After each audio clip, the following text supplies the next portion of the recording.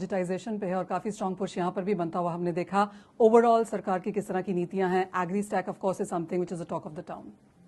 AgriStack actually, the little that I've seen in the past few months of AgriStack, it is going to be a revolution.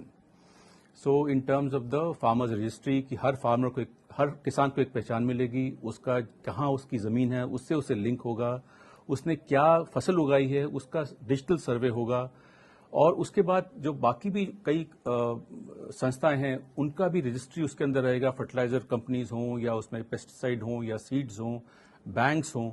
तो उसके चलते क्या होगा कि जो हमने यूपीआई हमने किया, जो पेमेंट सिस्टम में जो रेवोल्यूशन आई यूपीआई के जरिए, वैसे यूनाइटेड फार्मर्स सिस्टम इंटरफेस, उसके चलते हम जो ये प्लेटफॉर्म बनाएंगे, the private companies will be able to link on and develop apps.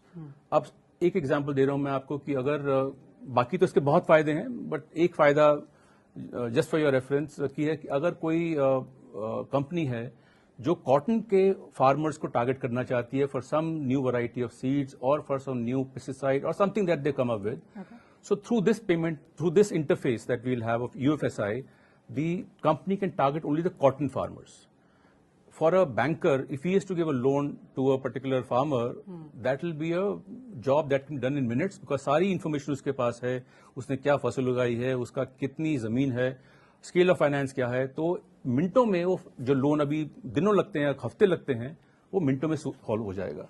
तो इसके चलते मेरा तो बहुत विश्वास है कि ये एग्री स्टैक किसानों के लिए और इकोनॉमी के लिए एक रेवोल्यूशनरी स्टेप है।